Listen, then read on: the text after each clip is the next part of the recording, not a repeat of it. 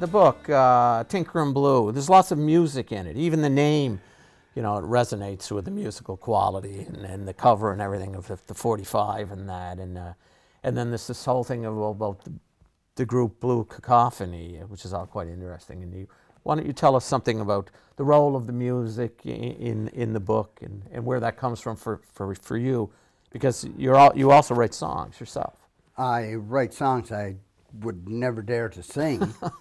I can in my head hear them, yeah. But it just, Blue is a songwriter who's convinced that his songs are best rendered by himself. Everyone else believes they're best rendered otherwise, but he has no vocal talent at all. Right. And but he has no shame in exhibiting that because he believes wholly in himself.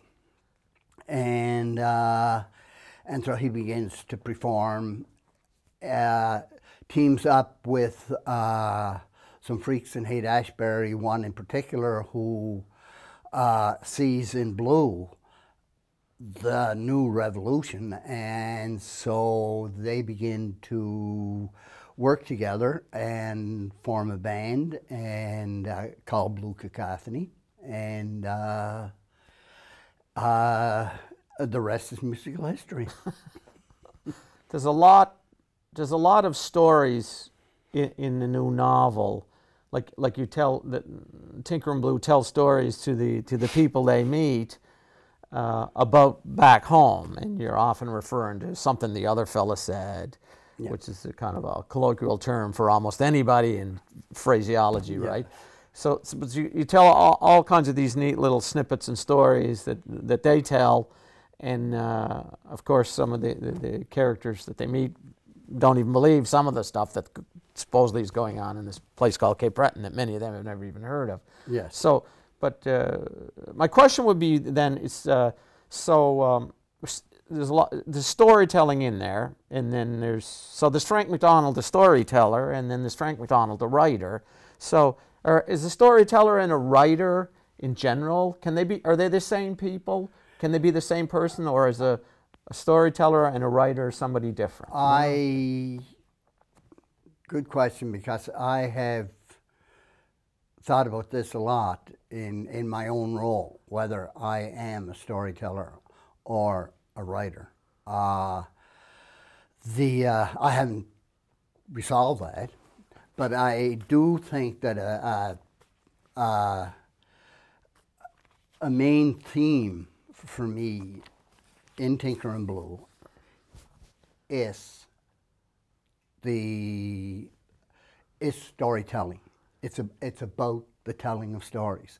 It's, to some extent, it's a novel that's constructed of stories told. Yeah. And the other fella was originally in the title because he's a big character for me in the book. Yes. It was Tinker Blue and the other fella, but right. But the other fella, which is a common reference here, the other fella says, yeah.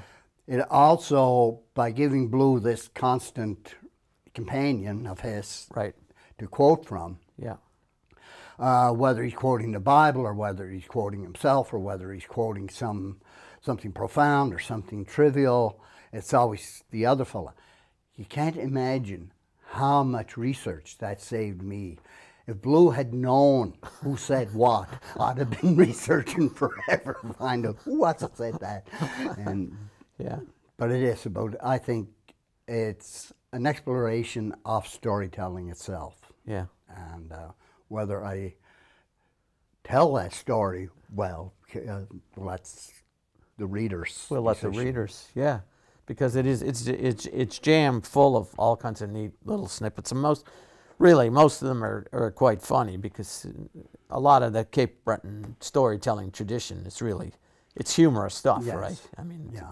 It weighs heavily on humorous kind of anecdotes and things, and yeah. Some quite far-fetched, right? And oh yeah, some of them that people think are quite far-fetched. Yeah, maybe they aren't. Yeah, maybe they are.